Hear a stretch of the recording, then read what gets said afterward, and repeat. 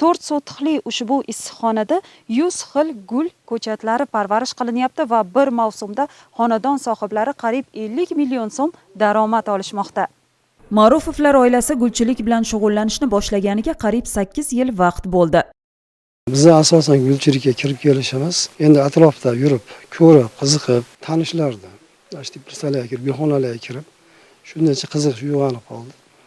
Endi oz-ozdan qilib o'rganib, o'zimizda kichkina joyga bir gullarni olib kelib, qiziqib harakat qilib ko'rdik. Natija bo'lgandan keyin issiqxonamizni gulchilikka sharoitini moslab, hozir endi gulchiliklar shug'ullanib kelyapmiz. Gullarning urug'lari asosan Xitoy va Gollandiya davlatlaridan olib kelib mahalliylashtiriladi. Bitta ko'chatni qalamchadan to sotuvgacha bo'lgan oraliq vaqti 4-5 oy. Gul turiga qarab ayrimlari 2 oy davomida, ayrimlari 6 oyga yetib boradi. Yil davomida gullarni sotuvga tayyorlab boraveramiz, deydi tomorqachi. Atrofdan, chetdan kelyapti yangi gullar turlari. Shularni olib kelib biz ham mana shu yerda o'zimizda ko'paytirishga harakat qilib yo'lga qo'yapmiz. Bu gullar asosan hozir Xitoy davlatidan kelyapti. Mana shu bu yilda 30-40 ta ortiq shu gullarning turlarini ko'paytirishga harakat qildik.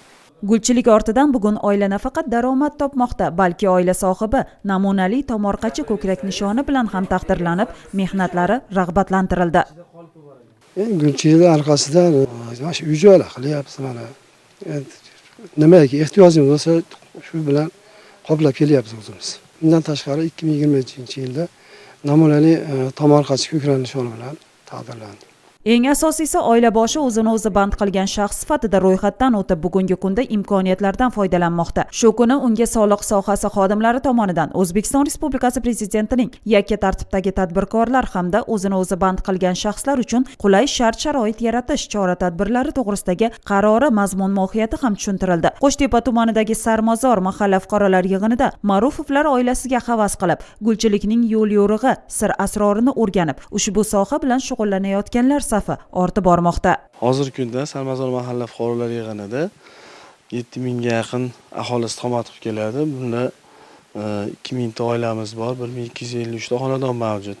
Mahallamiz aholisi asosan hunarmandchilik bilan, issiqxonachilik bilan shug'ullanib kelishadi. Bundan tashqari mahalla drayverlarida yana biri uzumchilik, gulchilik rivojlanib kelyapti. Hozirgi kunda mahallamizda fuqarolarimiz 100 dan ortiq issiqxona yaratib, o'zining tomorqalarida pomidor, bodring mahsulotlarini yetishtirib, eksport darajasigacha olib chiqishdi. Hozir mana rivojlanib kelyapti. Gulchilik yo'nalishi bunda 5 ga 6 ga yaqin xonadonlar bor.